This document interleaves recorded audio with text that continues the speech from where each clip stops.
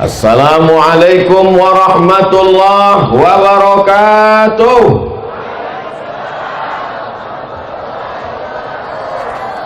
Petang hari matahari tenggelam nampaklah bulan. Dari sambutan salam nampaknya macam belum makan.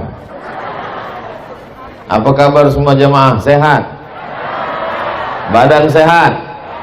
Hati sehat? Kantong sehat? Dah selesai masalah. Alhamdulillahi rabbil alamin. Wassalatu wassalamu ala ashrafil khalqi ajma'in, Sayyidina wa maulana Muhammadin wa ala alihi wa sahbihi wa man da'a bi da'watihi wa istanna bi sunnatihi ila yaumi liqa'i rabbih wa ba'du. Sudah selesai fotonya. Mengapalah Ustadz tegak berdiri di sini? Banyak alasannya. Biar mudah turun dekat tangga. Kalau saya tegak di sana, ada Ustadz Zulfikar Hajar, kakak kelas kami senior atas jauh waktu di Mesir. Kalau saya tegak di tengah, ada pula Kiai Haji Al-Mukarram Al-Ustadz Muhammad Ja'far Shaghir, Direktur Mudir Ma'had Pesantren Al-Munziri. Kalau saya tegak di sini, ada pula guru saya tahun 1990. Saya mengaji 30 tahun yang lalu, berulang alik dari Sungai Sikambing ke Mabar, ke rumah Ustadz Fadlan Zainuddin yang mengaji tadi. Maka saya carilah tempat yang saya membelakangi panitia. Ini semua mesti dijelaskan nih sekarang, karena memang kita ini sedang dipantau. Jangan sampai ada fitnah di antara kita, jangan sampai ada dusta di antara kita. Tujuan kita berkumpul ini insya Allah niatnya baik, maka yang turun juga rahmat Allah baik-baik insya Allah. Amin. Tak ada niat tak baik, betul? Di depan kita ada asrama putri. Saya tidak pernah diminta untuk meletakkan batu pertama, karena banyak yang saya letakkan batu pertama sekaligus batu terakhir, dan jamaah tahu itu. Maka saya selalu diminta untuk menandatangani prasasti peresmian. Tadi saya diminta pagi, tanda tangan prasasti peresmian rumah Quran. Udah selesai foto-foto, saya tengok di jalan fotonya, tanggal 20 Maret 2020. Loh, kenapa baru tadi ditandatangani? Undangannya udah lama, sekarang Ustadz baru bisa datang, gara-gara COVID. Jadi Maret kemarin jadwalnya, saya tak bisa datang karena COVID. Akhirnya ditunggu-tunggu COVID ini tak pulang. Tak pulang, dia ke Wuhan. Saya datang. Belaga kami sama COVID itu. Bapak Ibu yang dimuliakan Allah Subhanahu wa taala, kullu mri'in tahta zilli shadaqatihi. Nanti kita di akhirat bangkit dari kubur. Idza samaa'u fatarat, langit terbelah. Wa idzal kawakibu tasarat, planet bertabrakan. Wa idzal biharu fujirat, lautan diledakkan. Wa idzal qubur bu'zirat, semua yang dikubur bangkit tegak berdiri di padang mahsyar. Alimat nafsum ma qaddamat wa akharat. Hari itu orang baru sadar apa yang sudah dibuatnya menjadi amal menghadap Allah Subhanahu wa ta'ala. Tak ada tempat bernaung di padang mahsyar, karena tukang tenda pun tak mati bawa tenda. Hai tukang-tukang tenda, jangan kalian sombong. Kalian pikir kalian mati bawa tenda? Ibu-ibu tak ada satupun yang mati membawa payung. Walaupun kemana-mana setiap undangan bawa payung. Ada ibu-ibu pernah lihat orang mati bawa payung? Tak ada. Lalu di mana kita bernaung di akhirat nanti? Tenda tak ada, ada masjid. Wa takunul jibalu kal ihnil, bukan mampus, maufush. Hebatnya Al-Quran, maknanya dengan penyebutan hurufnya sama. Ketika disebutkan huruf nun dengan fa, berterbangan macam bulu kambing ditiup angin. Ambil bulu kambing, letakkan ke tapak tangan, tiupkan. mau berterbangan bulu kambing dihembus angin. Kalau tak dapat bulu kambing, bulu ketiak. Berterbangan macam bulu kambing dihembus angin. Gunung Kidul, Gunung Bromo, Gunung Kelut, Gunung Merapi, habis semuanya terbang.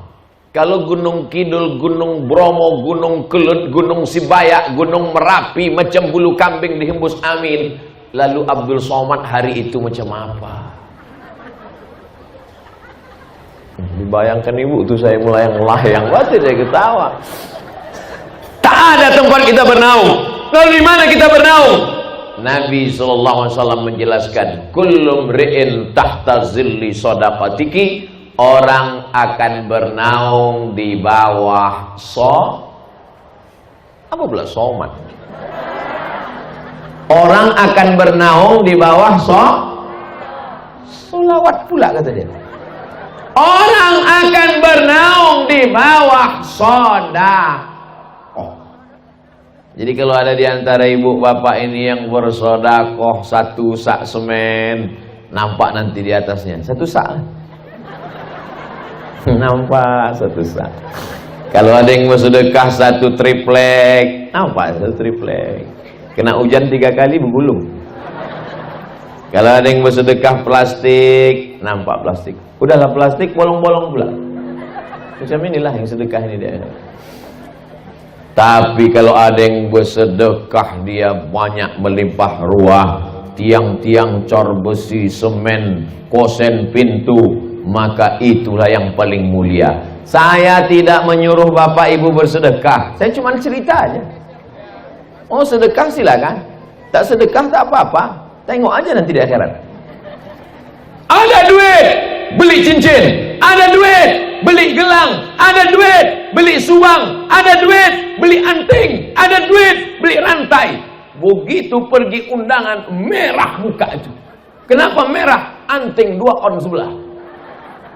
On gitu. Apa kabar bu? Sehat.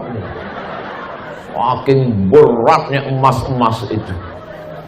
Kalau mau tidur malam, buka rantai, buka gelang, buka anting, buka subang, buka gelang kaki, diletakkan 1 cuci tangan penuh. Begitu jam 2 malam, mati. Kemanalah pergi emas, subang, rantai, anting tadi? Dia ambil ibu yang baru. Sekarang iyalah ketawa. Waktu dengar ceramah saya ini ketawa. Pas pulang nanti di jalan, betul juga kata Ustaz. Betul juga kata saya. Bukan mau merusak kemesraan ibu sama bapak, enggak. Jangan gara-gara cerita saya ini nanti sore maghrib bapak tuh minta, Adinda, mana teh manis abang? Buat aja sendiri. Watutlah mata kau tajam menengok cincin gelangku selama ini ya.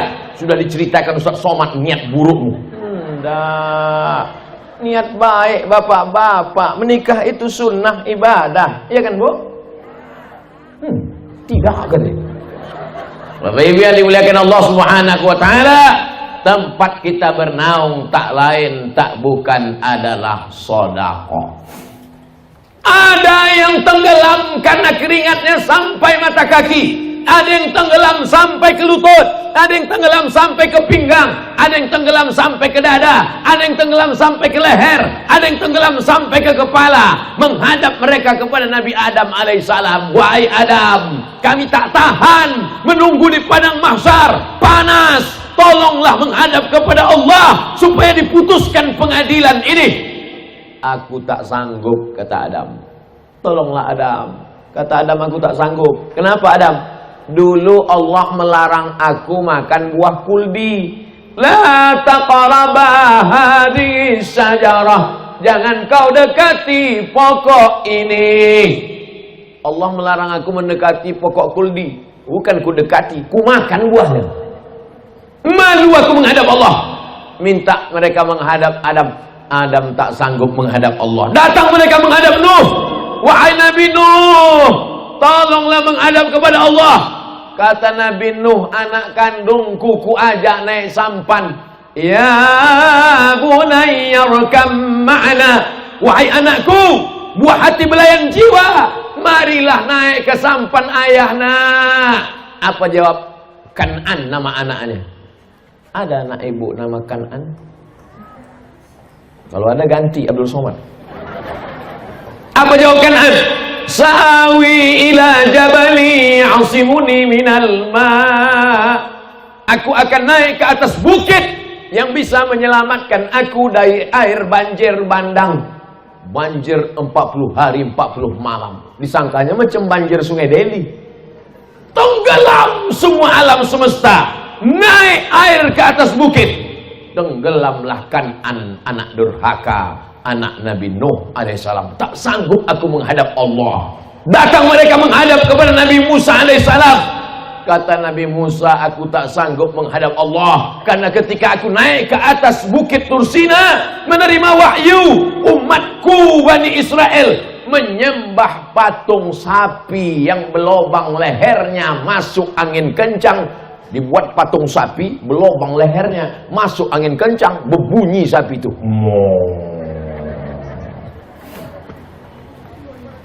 Datang mereka menghadap kepada Nabi Isa. Wahai Nabi Isa, mintalah kepada Allah supaya diputuskan pengadilan. Kata Nabi Isa, aku tak sanggup menghadap Allah karena mereka buatkan patungku dan mereka sembah aku. Aku malu menghadap Allah.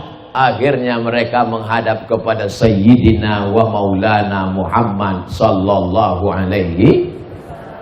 Makanya umat Nabi Ibrahim, umat Nabi Nuh, umat Nabi Musa, umat Nabi Isa ingin menjadi umat Nabi Muhammad sallallahu alaihi wasallam. Badannya paling kecil, umurnya paling pendek, amalnya paling sedikit, badannya paling ringan, tak sampai 50 kilo. Yang Abdul Somad, yang lain lebih. Tapi dia lebih dulu masuk surga daripada umat-umat yang lain. Kenapa? Karena inilah yang berani menghadap Allah Subhanahu wa ta'ala. Karena tak ada cacatnya, tak ada kurangnya, tak ada buruknya, tak ada jeleknya. Allah pun berakhlak kepada dia. Kalau kepada Adam Allah panggil namanya, ya Adam, uskun anta wa zawjukal jannah. Kepada Nabi Musa Allah panggil namanya, ya Musa, inni istafaituka. Kepada Yahya Allah panggil namanya, ya Yahya, khudhil kitaba biquwwah. Tapi kepada Muhammad SAW ada ayat yang memanggil dalam Al-Quran, ya Muhammad. Ada? Macam hafal Quran aja. Ada bu? Tidak. Dalam Al-Quran apa kata Allah kalau memanggil nama dia? Ya ayyuhan nabi jahidil kuffar, ya ayyuhan rasul balligh ma unzila ilaika min rabbik. Allah tak pernah memanggilnya ya Muhammad, maka kita pun beradab kepada dia. Tak kita sebut Muhammad, tapi kita panggil dia Sayyidina wa Maulana wa Syafi'ina wa Zuhrina Muhammad sallallahu alaihi wasallam. Ustadz ini marah atau cuma? Enggak. Kalian macam baru kenal aja. Tadi dulu memang beginilah setelannya. Jadi tak bisa, mikrofonnya pula mantap. Hebat sound system pesantren Al-Munziri ini. Sudah pakai selimut pun keras juga suaranya. Kadang di tempat-tempat lain hebat, besar. Pas ceramah kita, assalamualaikum. Di Al-Munziri udah bekucung, tinggal sholat jenazah aja lagi.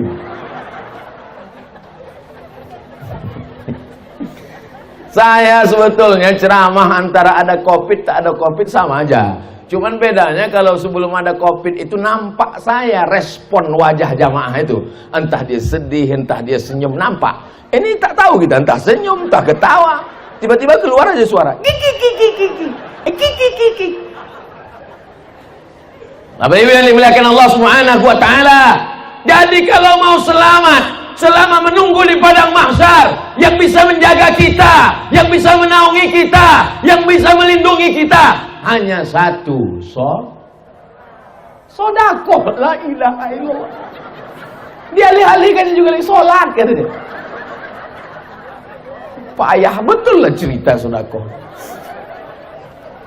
Biasanya saya kalau udah ceramah tentang sodakoh ini biasanya keluar kota, biasanya keluar keranjang. Hebatnya di pesantren Al-Munziri, kotak tak keluar, keranjang pun tak keluar. Rupanya di sini tak main lagi masuk duit, semuanya pakai transfer banking ke nomor berikut. Nomor pun tak ada. Wah, hebat betul. Buka Play Store Pesantren Al-Munziri, klik ke nomor sumbangan asrama putri, enter nomor rekening, klik OK. Begitu diklik, menangislah ibu tadi. Kenapa ibu menangis, Bu? Harus sedih karena asrama itu akan mengalir pahalanya ke makam ibu. Bukan, Pak Ustaz. Jadi kenapa ibu menangis? Salah ketik nolnya banyak kan.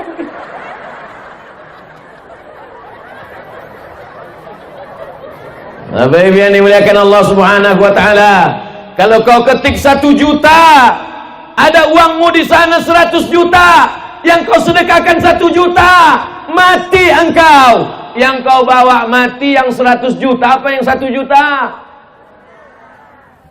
Tak jelas pangkalnya, juta. Tak mana? Ulang sekali lagi. Kalau kau sedekahkan 1 juta, di kantormu, di bankmu, di dompetmu, di kamarmu ada 100 juta, mati kau malam ini. Yang kau bawa mati 1 juta apa 100 juta? 1 juta. Masukkan 1 juta.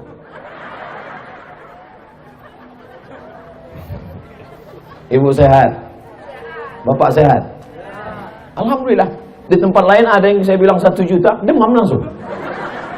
Di tempat lain ada saya bilang 1 juta, kuat langsung. Aduh Pak Ustaz. Aduh, kenapa? Naik asam urat. Asam urat di sini Pak, lupa aku. Nah, yang pertama kalau kita mau mendapat naungan di padang mahsyar, maka kita mesti banyak-banyak mau sholawat juga. Oke, sholawat. Sallallahu ala Muhammad, sallallahu alaihi wasallam, sallallahu ala Muhammad, sallallahu alaihi wasallam.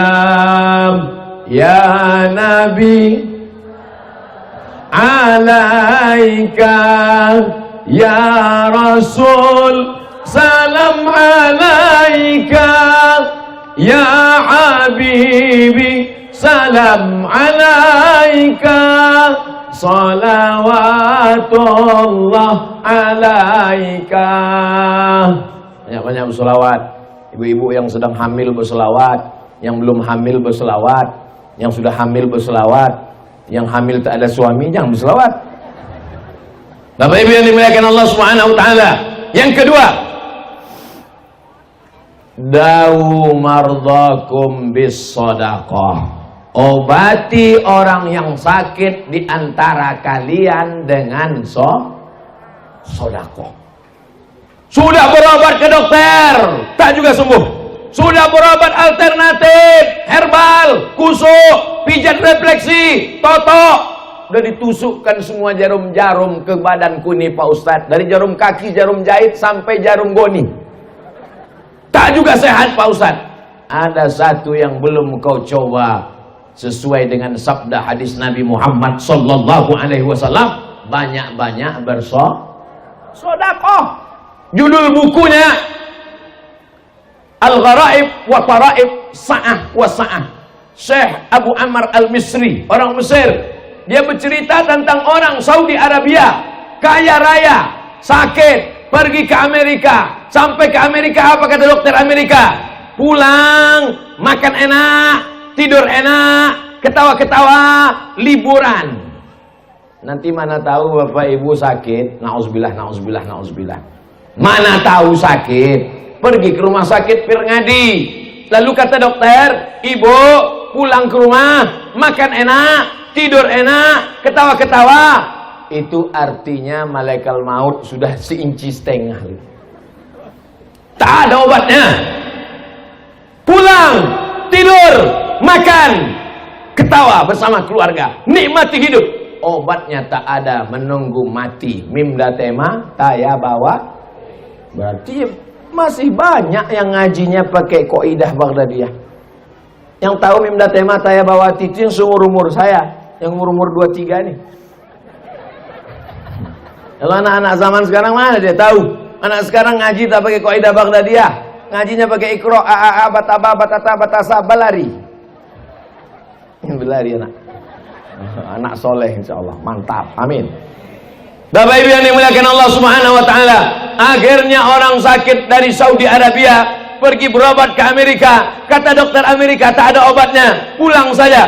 Baliklah dia ke Jeddah. Sampai di Jeddah dia bersedekah, sedekah. Setelah itu tak berapa lama dia pergi lagi ke Amerika, medical check up terakhir, diperiksa sama dokter Amerika, dicek dari mulai urat ubun-ubun sampai kaki kepala. Dokter heran, kau berobat di mana? Kau makan herbal apa? Kau pakai alternatif apa? Kata dia, aku tak ada pakai apa-apa, yang ku pakai sabda Nabi Muhammad sallallahu alaihi wasallam, dawu mardakum bis sadaqah, banyak-banyak bersedekah. Orang yang tak bertuhan, ateis, kafir, munafik, murtad. Apa hubungan sedekah dengan penyakit, guys? Lagi kita yang beriman, yang percaya kepada Allah, mudah saja. Penyakit datang dari mana? Dari Allah. Kesembuhan datang dari mana? Apa pula dokter spesialis? Huwadh-dharru huwan-nafi'u. Allah yang mendatangkan mudarat, Allah yang mendatangkan manfaat, Allah yang menolak mudarat. Iyamsaskallahu bidurrin fala kashifa lahu illahu. Kalau Allah mau mudaratkan engkau, tak ada yang bisa menyehatkan engkau. Tapi kalau Allah mau menyehatkan engkau, tak ada satupun yang bisa memudaratkan engkau. Itulah iman, itulah akidah, itulah Ahlussunnah wal Jamaah, itulah makna la ilaha. Begitu. Kenapa Ustaz berapi-api nih? Kepanasan. Maka digulung baju ini dulu. Memang baju baru ini panas bawaannya. Baru dikasih orang tadi malam. Mereknya Casio, kasih orang. Baju dikasih orang, sorban dikasih orang, cincin dikasih orang, nyawa pun dikasih Allah. Kalau mau kapan dia mau dia cabut, betul? Maka ternyata sehatnya kita itu juga karena sedekah. Akhirnya apa yang terjadi? Apa hubungan penyakit dengan sedekah? Penyakit datangnya dari Allah, sedekah datangnya dari Allah. Ketika kita bersedekah, mengaji anak santriyah. Di pesantren lain laki-laki santri, kalau perempuan santriwati. Di sini berubah, yang laki-laki santri, yang perempuan santriyah. Terserahlah mau santriyah mau, yang penting santri. Mengajilah mereka tengah malam. Bismillahirrahmanirrahim. Yasin wal Qur'anil Hakim. Turun rahmat malaikat yang membelikan keramik, yang membelikan batu bata, yang membelikan semen, yang membelikan seng, yang memasangkan atap, kosen, pintu, jendela, AC, kipas angin. Maka pada saat rahmat Allah turun, penyakit-penyakit itu pun hilang. Innama amruhu idza arada syai'an ayyakula lahu kun fayakun. Dawu mardakum bisadaqah. Obati orang yang sakit di antara kalian dengan sedekah. Setelah selesai ceramah, datanglah ibu-ibu. Ustadz Somad, ya Bu, saya sudah diponis dokter kena penyakit sebesar duit logam 100 perak di dalam perut saya.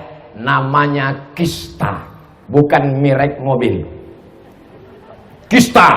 Apa kata dokter? Ini kami sudah cek ada kista di dalam rahim.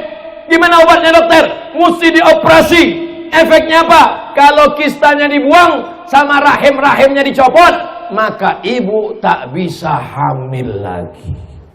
Mendengar ibu tak bisa hamil lagi, mau nangis ibu tuh habis tisu setengah kotak. Mendengar ibu tak bisa hamil lagi, bapak tuh tersenyum.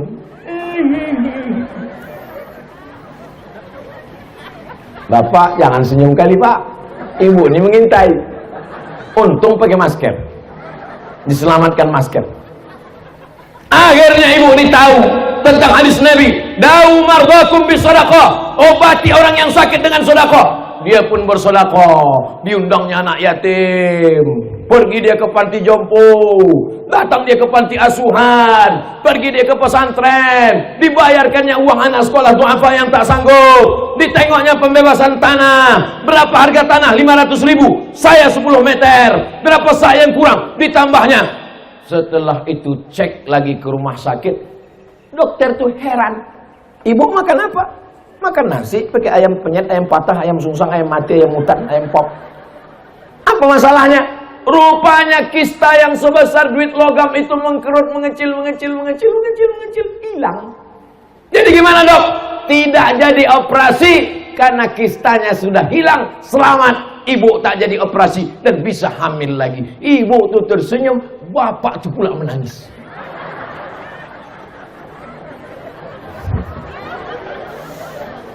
Pupus sudah harapanmu Pak. Bukan main senangnya ibu-ibu ini ku tengok. Kakak mendengar bapak itu tak jadi begini lagi. Kisah nyata, true story. Nanti kalau ke Pekanbaru bisa kutunjukkan sama orangnya. Cuman sekarang tak bisa kusebutkan nomor handphonenya, menjaga kode etik jurnalistik. Nana tahu ada ibu-ibu yang kena penyakit kista, nauzubillah. Mudah-mudahan semuanya sehat insyaallah. Amin. Datanglah orang kena penyakit lutut bernanah, sudah 7 tahun tak kering-kering, dikusuk tak kering, makan obat tak kering, bernanah saja lutut itu. Datang kepada rumah Imam Abdurrahman Ibnu Mahdi ahli hadis. Hai Imam Abdurrahman Ibnu Mahdi, ya, ini lututku bernanah sudah 7 tahun tak kering-kering. Apa obatnya? Kau sudah berobat? Sudah. Tak kering juga? Tidak. Tunggu sebentar, aku sholat sunat. Sholat sunat hajat Imam Abdurrahman Ibnu Mahdi 2 rakaat. Selesai itu kata dia, kau pulang buat sumur. Hah? Sakit lutut suruh pulang buat sumur? Pokoknya kau buat ada sumur. Pulang dia ke rumah, dicarinya kampung yang tak ada air, dibuatkannya sumur. Orang fakir miskin, anak yatim, du'afa, kehausan, kelaparan, datang mengambil air sumur, minum, mandi, sholat. Setelah tak lama, kering lututnya.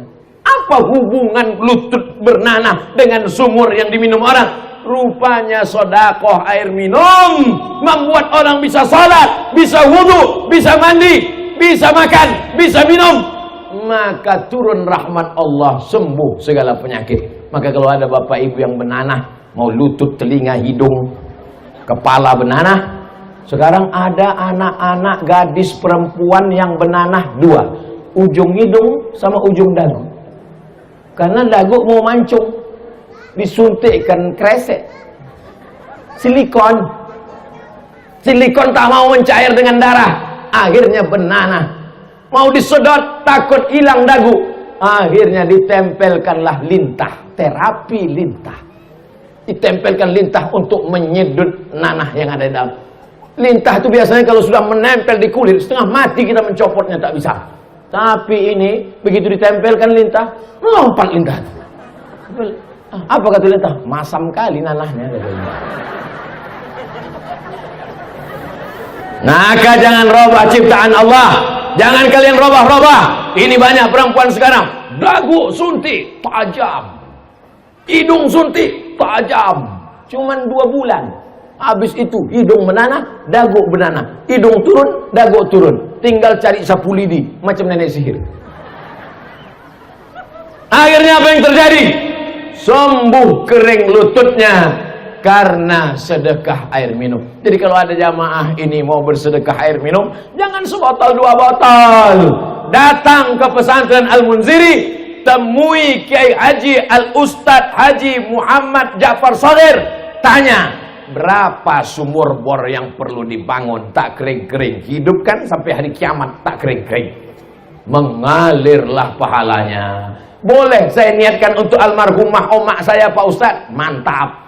Datang sahabat Nabi bertanya, ya Rasulullah, ya, ummi matat, emakku mati. Nyala kasar kali Ustaz, meninggal. Terlalu lembut Pak Ustaz, maninan. Ummi matat, aku meninggal. Apa atasaddaqu anha? Kalau aku bersedekah, apakah sampai pahalanya untuk dia? Kata Nabi, tasaddaq, bersedekahlah engkau, pahalanya sampai untuk dia. Ayyus sadaqatu afdal? Apa sedekah yang paling afdal? Saqiyul ma, memberi air minum. Maka bersedekahlah sumur bor.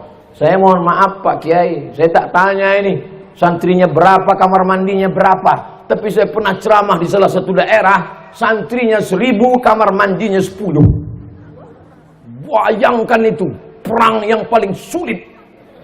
Ngantri panjang, kemana mau diletupkan bom atom ini? Belum sempat kami cerita panjang lebar sama Pak Kiai tadi. Mestinya kita ukur standar kamar mandi berapa, sumur bornya berapa, layak apa tak layak. Itulah yang akan menolong kita di hadapan Allah Subhanahu wa taala. Betul apa salah? Saya tak ada maksa Bapak Ibu. Kalau salah katakan salah. Saya sudah siap mau pulang ke rumah.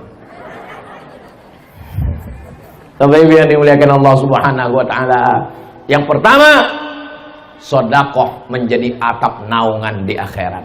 Yang kedua, kalau mau sehat walafiat, bebas dari segala macam penyakit, banyak-banyak Saya ditanya sama jamaah, Ustaz Somad, kemarin kami tengok di Facebook di Aceh, lalu kemudian ke Medan, lalu kemudian ke Palembang, lalu kemudian ke Jakarta, lalu kemudian ke Makassar. Kenapa Ustaz sehat terus Pak Ustaz? Apa yang Ustaz minum? Teh manis. Makanannya nasi lemak. Tak ada tambahan suplemen. Nggak ada, Beb. Jadi kenapa Ustaz sehat? Sehat saya karena didoakan jamaah. Berjuta-juta jamaah yang mendoakan saya. Di Instagram aja 4, berapa itu sekarang. Belum lagi di Facebook.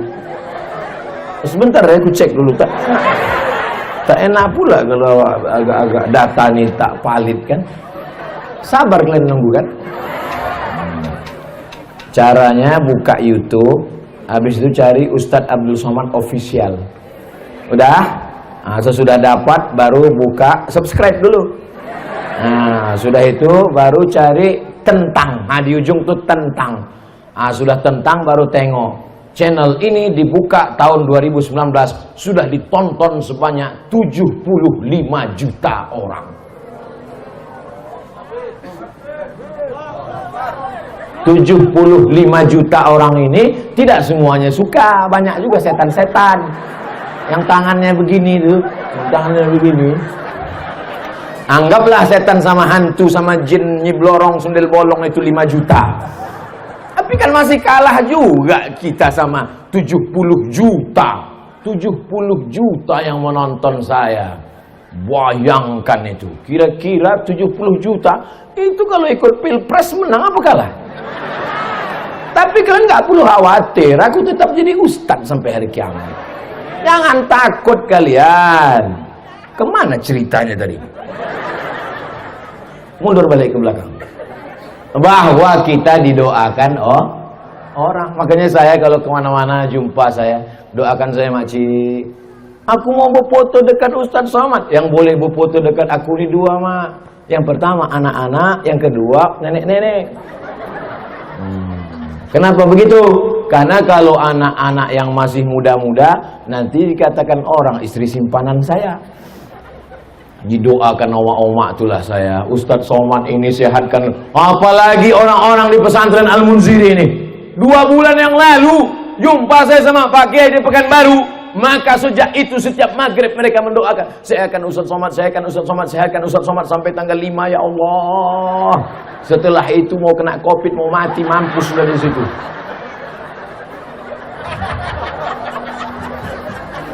Orang Al-Munziri ini ikhlas-ikhlas, suci-suci hatinya. Doakannya Ustadz Abdul Somad, alhamdulillah sehat walafiat. Kalau tiba-tiba nanti sakit, sakit bukan laknat, sakit bukan kutukan. Ma yusibul mu'min min nasabin wala wasabin wala saqamin wala syaukin. Demam, sakit. sampai duri yang menusuk tapak kaki. Sesungguhnya Allah ingin menghapuskan silap salah dan dosa-dosa kita. Makanya kalau ada tetangga, kawan, sahabat kita sakit, si Anu kemana? Sakit. Mudah-mudahan diampunkan Allah dosanya ya. Begitu. Si Anu kemana? Sakit. Mampus di situ. Astaghfirullah. Astaghfirullah. Rabbal baraya. Astaghfirullah minal khataya. Rabbi zidni ilman nafi'a wawafiqni amalan salihah. Sesungguhnya saya ceramah ini agak kurang konsentrasi saya. Seringkali apa yang mau saya sampaikan itu lupa saya bahan. Karena asal tertengok saya ke sana kantin. Asal kantin, terbayang saya bakwan, nasi ayam. Saya memang tak bisa saya kalau ada makan. Tapi saya tetap berusaha untuk fokus. Bahwa yang pertama yang menolong kita di padang mahsyar, yang menjadi atap pelindung kita supaya selamat dari padang mahsyar adalah sedekah. Yang kedua, yang sakit berobat, berusaha, berikhtiar dengan sedekah. Yang ketiga, sampai berapa nih Pak Ustadz? Biasanya saya ceramah itu saya tengok jamaah. Kalau udah nampak saya ada 2-3 orang menguap, berhenti saya. Cuman sejak Covid ini tak tahu kita dia entah menguap entah tidak. Tak nampak. Mana nampak? Nampak. Entah menguap, entah senyum, entah apa. Matanya begini-gini.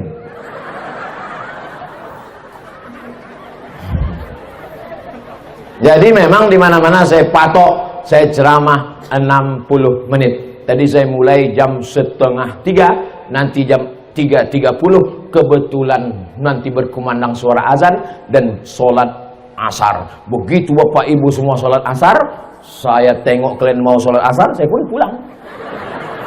Saya tengok semuanya sibuk sholat asar, saya pun cabut. Kenapa? Aku udah jamaah taklim.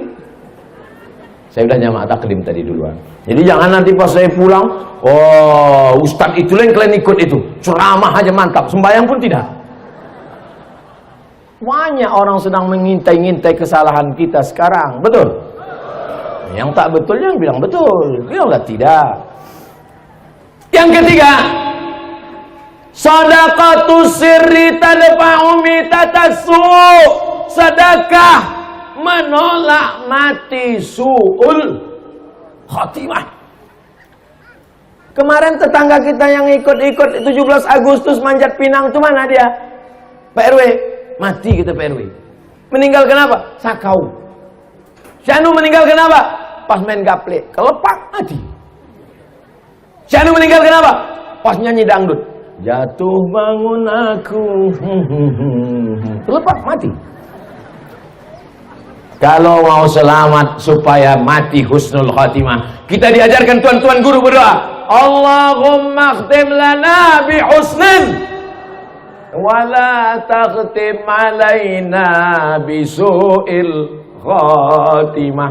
Tapi jangan lupa, ini yang ketiga, sedekah menyelamatkan orang dari mati su'ul khatimah.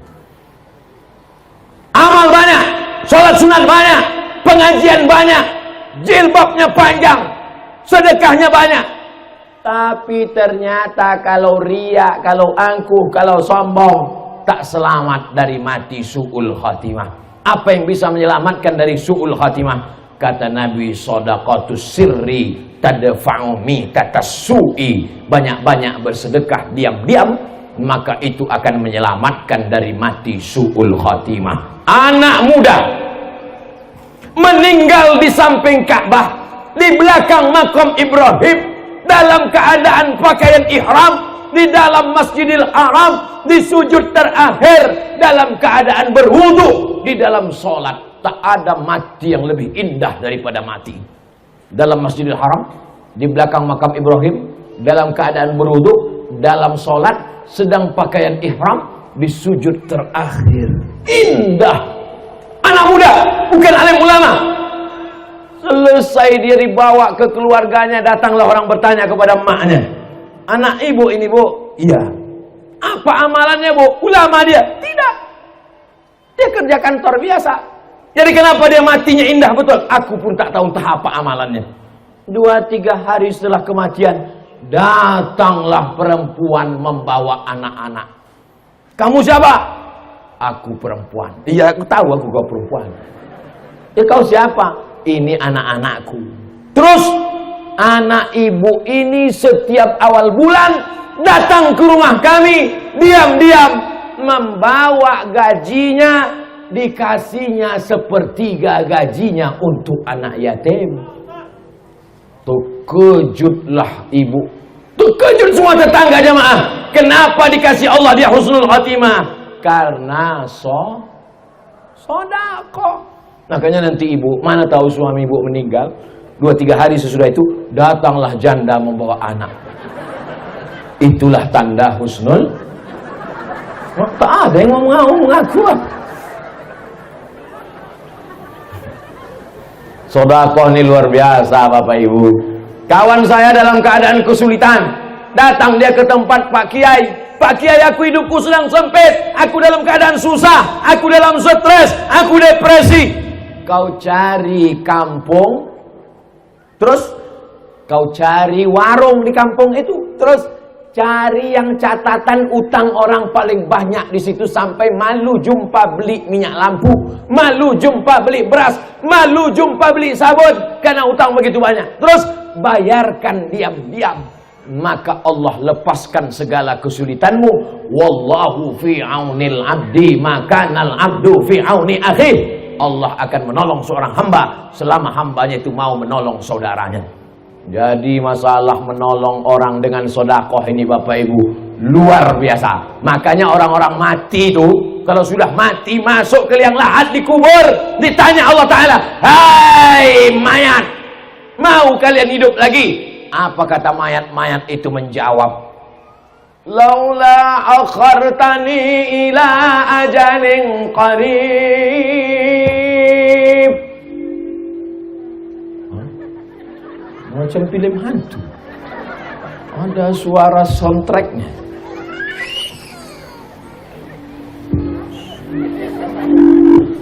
Laula akhartani ila ajalin qarib.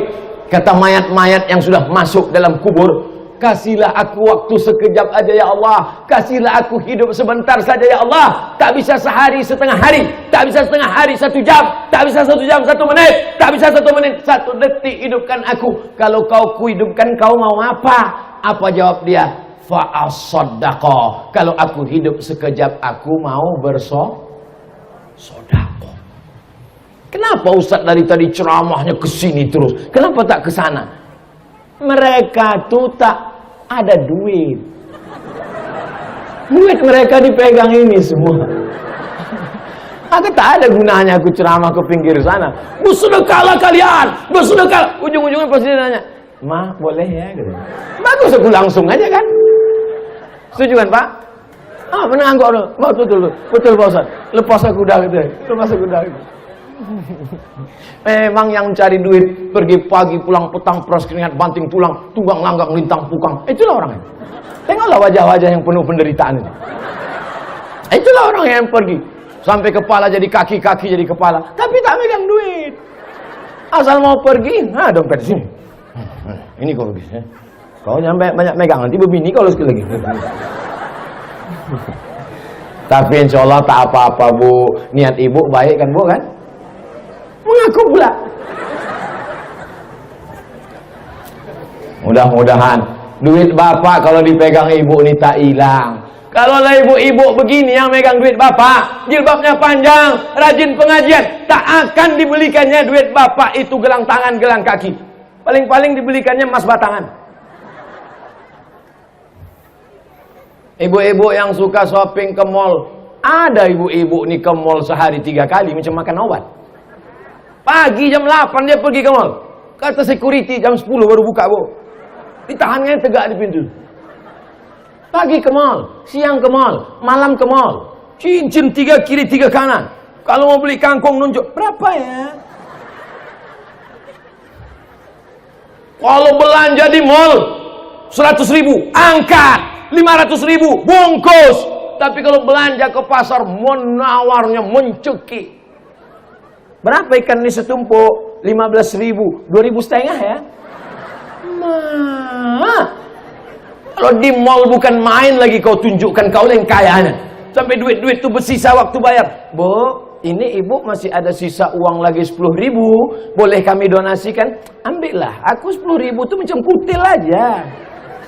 Tapi kalau menawar di warung tetangga sebelah, alhamdulillah, ibu-ibu yang macam itu tak ada di sini.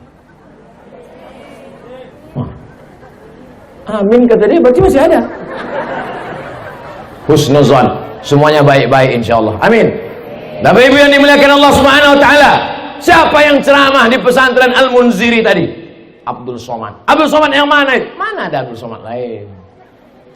Apa isi ceramah dia? Entah apa-apa, aku tak ingat lagi. Aku fokus sekali nengok baju baru dia itu, jadi tak ingat pula aku tahu. Kalau payah ngingat ceramah saya, tinggal kalian tonton aja di channel Ustadz Abdul Somad Official. Hasil setiap detik, setiap menit tontonan kalian itu, duitnya dibelikan beras untuk fakir miskin. Satu paket isinya beras 10 kilo, minyak 2 kilo, gula 1 kilo, teh 1 kotak, susu 1 kaleng, sarden 10 kaleng, satu paket 300.000 dibagikan ke fakir miskin, ke anak yatim dan du'afa. Jadi sekali menonton sesungguhnya dia sudah bersedekah. Tapi sedekah yang di Munziri juga jangan lupa. Yang tak bawa duit cash sekarang, besok pagi bawa sama koper-kopernya kemana.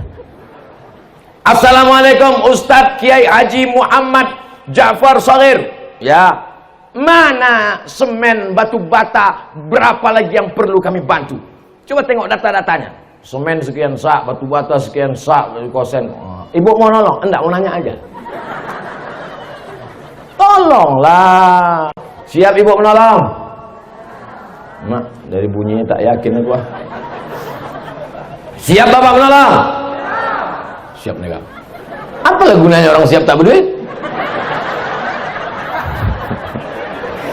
Insyaallah al-mu'minuna wal-mu'minat ba'duhum awliya'u ba'd.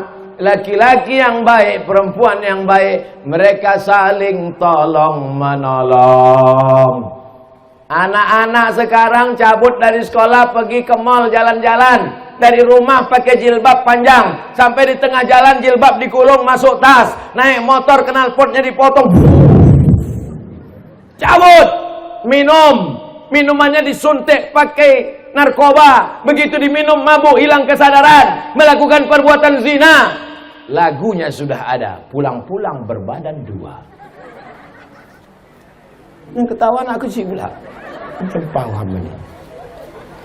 LGBT, zina, virus HIV/AIDS, sakau, narkoba, tidak ada yang bisa menjaga anak-anak kita selain benteng pondok pesantren. Betul?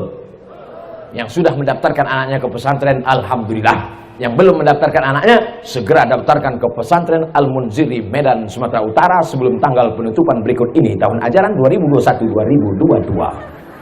Potong, masukkan ke Instagram. Aku sudah habis tanggung jawab di dunia. Kalau ditanya Allah nanti di akhirat, kenapa anak si anu mabuk? Kenapa anak si anu sakau? Kenapa anak si anu pakai sabu-sabu? Bukan salahku ya Allah. Aku sudah sampaikan di mana-mana. Sudah kuceramahkan. Mereka lah yang tak mau mendengarkan ceramah. Tapi ibu-ibu yang ada di sini semua insya Allah selamat anaknya dunia akhirat. Amin. Oma ayah saya Nun di Kabupaten Pelalawan. Dari Pekanbaru 3 jam lagi ke arah Jambi.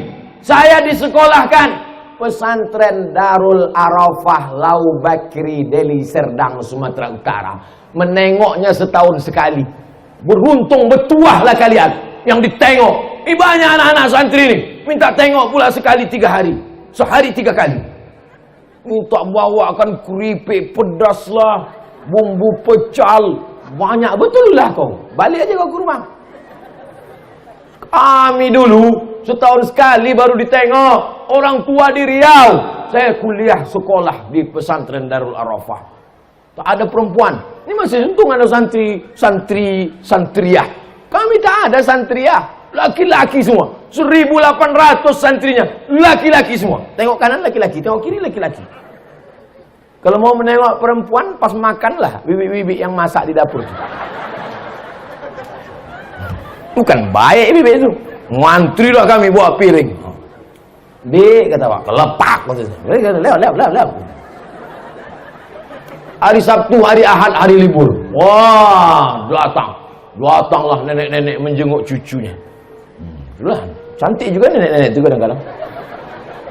Jadi kalian di pesantren nih enak, cantik, indah, alamnya luar biasa. Saking makbulnya doa orang di pesantren. Dari tadi malaikat sudah mau menurunkan hujan, tak hujan-hujan. Ditahannya. Gimana? Kuturunkan, tunggu dulu, selesaikan ceramah Abu Somad dulu. Sikit lagi. Saking kan hebatnya doa santri-santri. Mereka berdoa, kenapa doanya makbul? Karena mereka dekat dengan langit. Itu di atas.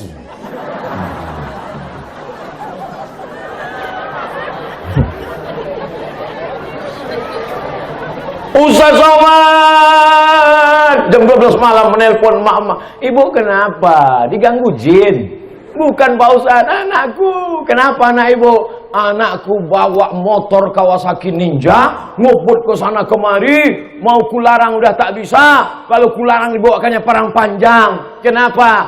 Kabel-kabel otaknya sudah korslet dibuat narkoba. Apa lagi yang mau dilakukan? Nasi sudah jadi tai ayam. Anak sudah mabuk, otaknya sudah rusak. Ibu masih cerita bubur juga lagi. Udah rusak udah otaknya.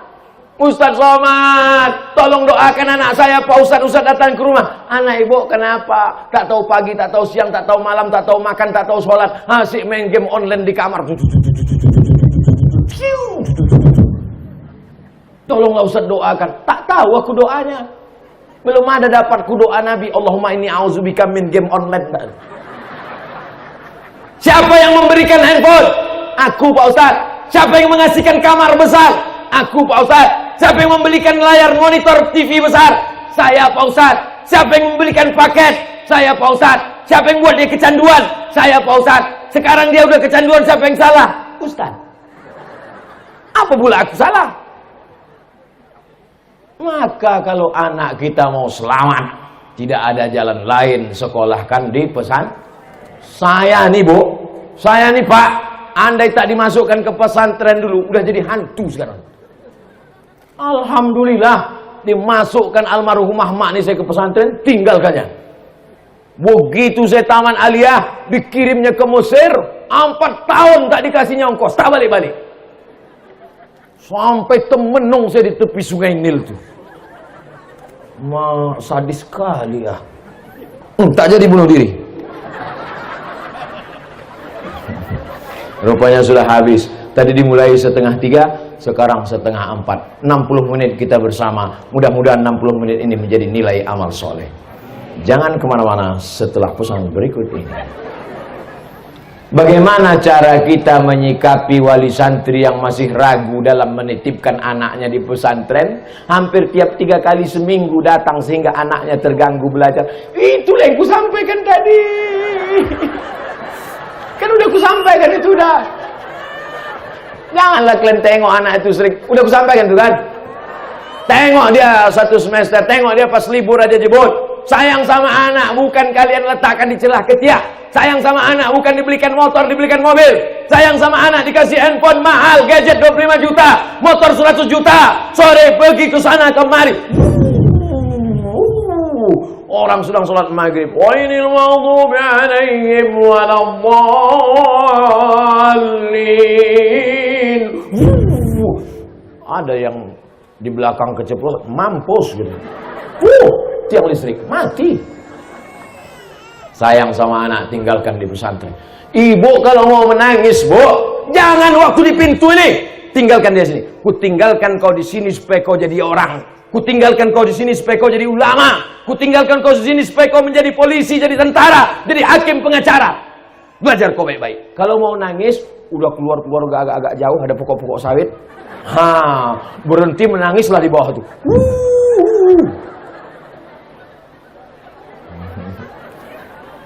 Iyalah, Ustadz ditinggalkan di pesantren, mungkin Ustadz adik-beradik ramai 12 orang, do re mi fa sol la si do re sol fa mi re do. Anak pertama, paling disayang. Adik-beradik cuma 2 orang. Bukan anak dibuang dicampak kan ini. Ini bukan bin kardus. Anak kesayangan.